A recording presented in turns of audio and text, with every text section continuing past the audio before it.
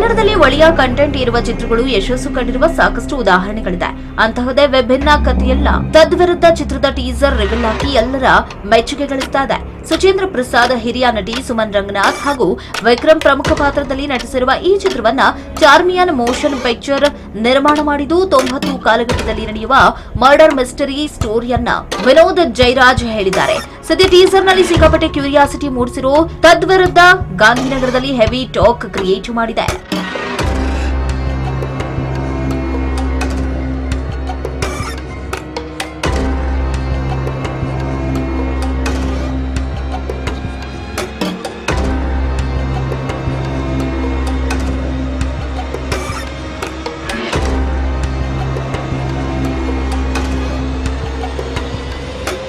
ನೀವು ಹೊರಡಿ, ಹಾಗೆ ನಿಮ್ಮ ತಂತು ಸಹಿತ ಧ್ವನಿ ಮುದ್ರಣ ಯಂತ್ರ ತಗೊಂಡೋಗಿ